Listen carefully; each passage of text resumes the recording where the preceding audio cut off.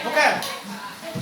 Ini kelas. Waalaikumsalam warahmatullahi wabarakatuh. Mungkin cerita saya tidak akan semeriah mereka atau apa namanya itu ya? Semanis. Gitu. Karena dari tadi semuanya udah menangis atau jadi yang ini lucu-lucu aja.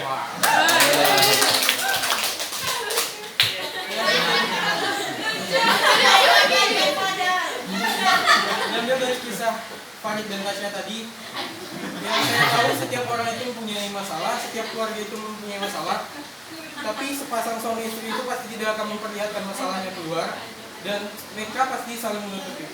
Nah, untuk masalah Farid itu, soalnya kayak gitu ya.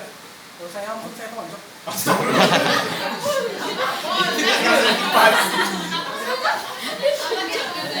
Saya pernah dulu. Oke. Ibu saya sama ayah saya bertengkar, lalu saya marah, lempar semuanya. Ayah saya diam, dan ibu saya diam. Karena badan saya itu lebih besar daripada ayah saya.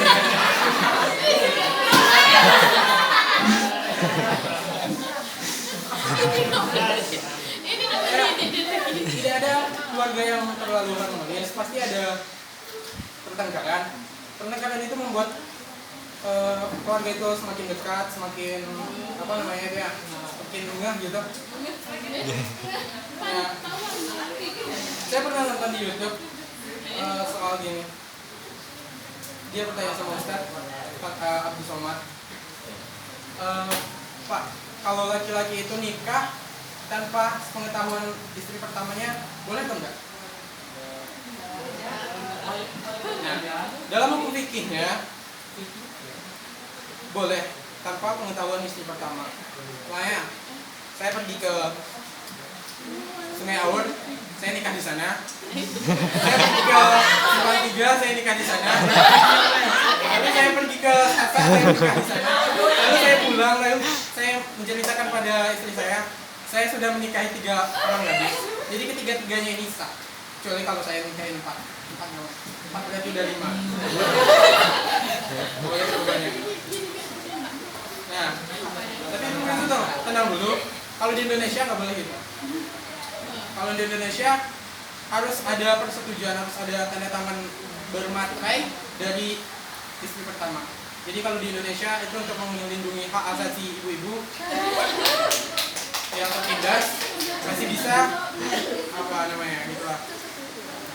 Nah, ada pula yang bertanya, kalau suami itu udah pergi 3 bulan tanpa kabar, tanpa mengasih nafkah, tanpa apa hukumnya Pak Ustaz? Nah, dalam Islam kan meminta talak itu mutlak punya laki-laki. Tapi pas nikah itu kan ada Pak. Singgot taklik Iya, janji suci. taklik kan. Taklik ada jika saya menyakitinya, menyakiti lahir batin ataupun berkata-kata kasar kepada dia dan tidak menafkahi dia, maka dia berhak melapor ke Kementerian Agama, dibayar apa ya, maka jatuhlah talak 1 kepada perempuan itu. Kalau dia belum apa. Ini bukan apa ya, ini masalah Farid tadi. Bahas apa? Soal laki-laki gitu. Nah, oh dia. Nah, soal nikahan jadi bagian. Dia udah feeling nih materi nikah selanjutnya. Ya, Ustaz Abdul Somad itu banyak pertanyaannya tentang pacaran, nikah. Ya karena lihat itu, kalau lihat yang lain. Ya, kebanyakan itu. Pernah saya lihat apa nih? Dia pernah bertanya, kenapa Pak Ustaz, bumi itu datang atau bulat? Lalu Pak Ustaz itu jawab, jangan tanyakan pertanyaan yang kira-kira tidak menambah iman. Mau bumi kerucut, bulat, datar, petak atau apapun, iman kita akan tetap seperti itu. Nah, dalam salah satu penafsiran Al-Quran ditafsirkan itu seperti kepala sorban kan Pak, bumi itu jadi bulat.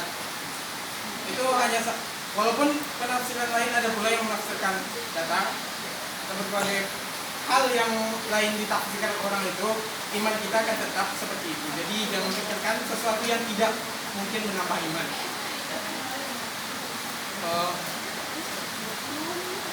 Coba. Mungkin selama motivasi saya tidak punya.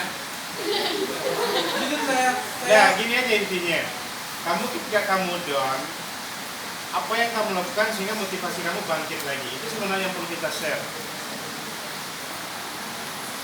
Saya itu orangnya logistik Pak. Logistik maksudnya?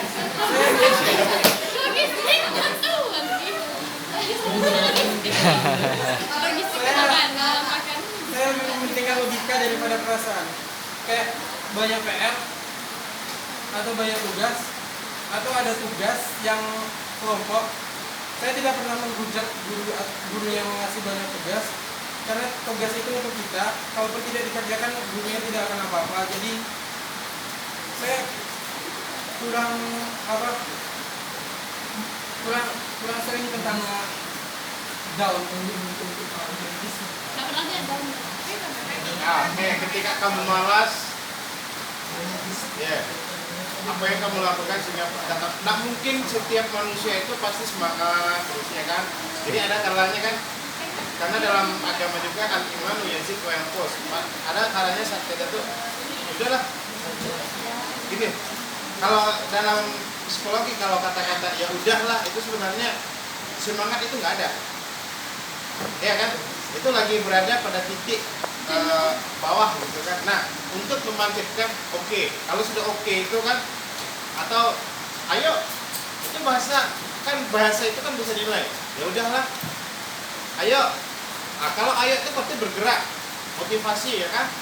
Nah, untuk membangkitkan itu, saya pernah berkata seperti itu. Udahlah, kayaknya susah kayak gini atau nggak mungkin dikerjain. Tapi akhirnya saya nggak bisa tidur dan buka buku itu lagi. Aneh ya, terus nggak dapat lagi, tutup lagi, tidur lagi, terus bangun lagi sampai pagi. Akhirnya nggak ada yang dikerjain. Baru sampai di sekolah, baru minta tolong ke teman. Cetek.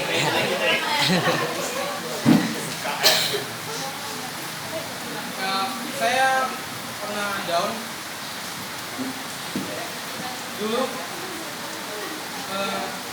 seperti yang pada bilang, keluarga itu tidak pernah habis. Jadi saya hidup di keluarga yang sedikit merasa bodoh, tapi ayah saya itu percaya dan ibu saya itu percaya pada saya. Sedangkan saya minta bimbel, apa jawabannya? Kamu udah minta, jangan bimbel. Padahal saya nggak bimbel. Padahal alasannya saya tahu dan saya tidak pernah memaksakannya. Karena uang lebih kurang, jadi saya tidak memaksakan untuk bimbel. Ataupun saya tidak pernah memaksakan untuk bayar uang sekolah tepat waktu. Dan terkadang itu malah memberatkan, karena saya tidak pernah memintanya pas waktu bulan itu, dan akhirnya harus dibayar pas akhir semester. Terus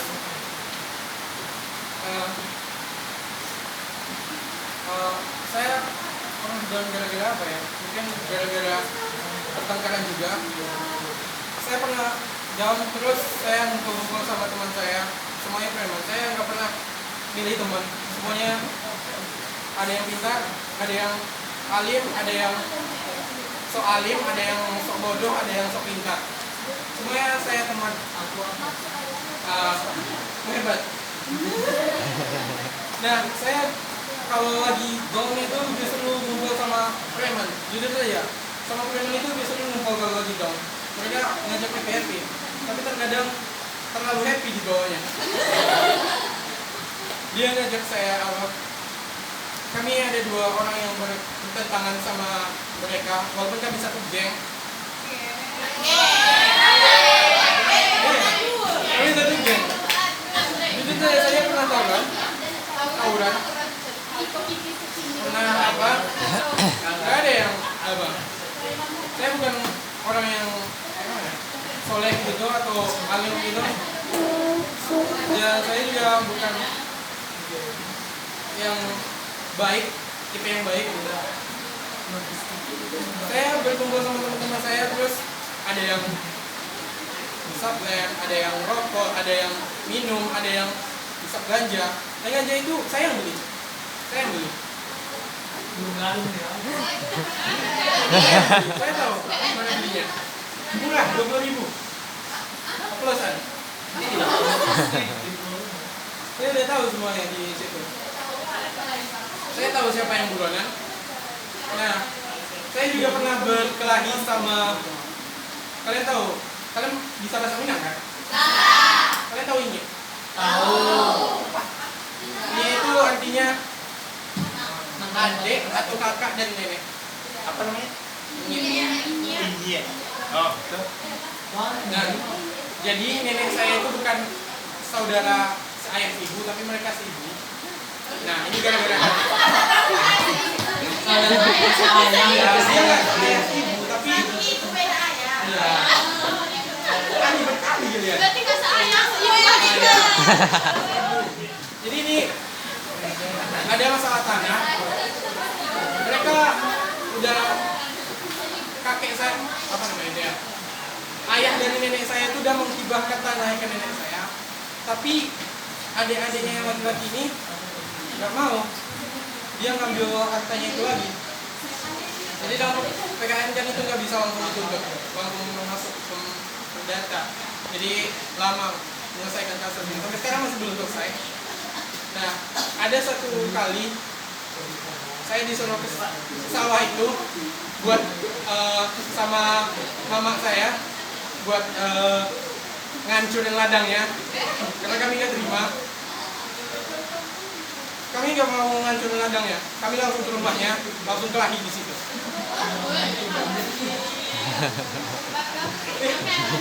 Saya bukan orang baik-baik. Oh, Saya bukan orang baik-baik. terus Saya kelahi di situ. Dan anehnya yang jadi buronan anak dari inyek saya, karena kami melaporkannya ke polisi. Jadi anaknya sampai sekarang masih jadi buronan. Dan inyek saya tidak pernah saya sapa lagi. Intinya jangan main-main. Intinya kami menjadi keluarga kecil dan cuma ada nenek saya, mama, sama ibu dan ayah saya. Cuman itu yang tinggal keluarga saya. Tidak ada saudara di Saudaramu tuh dia. buronan. Tapi saudara di ayah banyak. Bagaimanapun itu untuk saudara. Cuma saudara.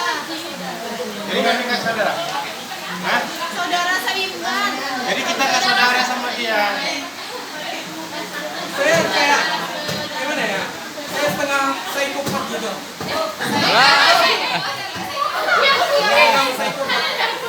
Ulang tahun ayah sama ibu saya tidak pernah saya rayakan. Bahkan sampai sekarang saya tidak pernah tahu. Walaupun saya tanyakan saya selalu lupa. Dan sampai sekarang saya masih lupa. Intinya saya tidak pernah merayakan ulang tahun mereka. Saya juga tidak tahu kapan lahir mereka. Saya juga tidak tahu berapa umur mereka. Itu terlalu parah tuh. Iya.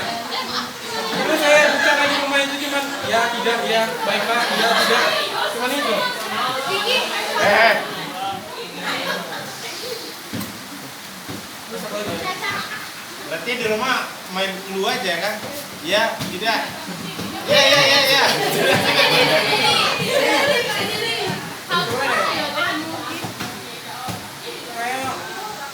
Saya jarang bicara sama mereka. Mereka tidak tahu bagaimana kehidupan saya. Dan saya, yang penting ayah saya selalu percaya karena saya tidak pernah membuat kasus atau walaupun teman-teman saya semua yang merokok, ya paling-paling saya coba dikit. Coba dikit sama gimana? Ya, saya tidak suka rokok. Serius, saya nggak suka rokok. Saya nggak pernah ngabisin satu batang itu satu hari. Cuma satu ini buat. Nggak pernah saya habisin. Paling-paling cuma untuk pergaulan sama-sama anak geng gitu. Dan saya juga tidak tahu dari mana keturunan saya. Dan saya baru sadar kalau saya itu semua keluarga dari ayah saya, nenek saya sampai abah saya semuanya buya. Itu saya.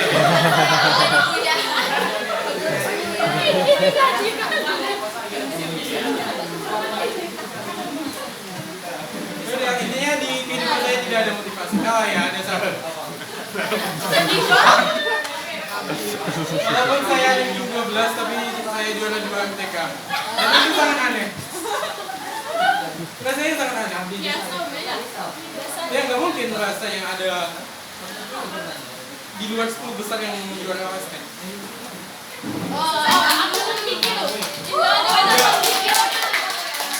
Kiki. Juara 12 itu juara 1. Artinya jangan sombong. Sombong itu mutlak hak Allah. Jadi kita tidak boleh sombong. Ini sekian dari saya. Kayaknya semuanya udah sedia dan ketawa.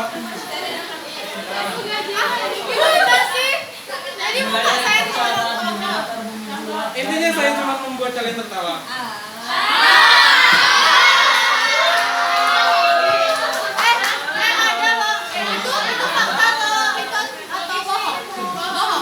Dari tadi kalian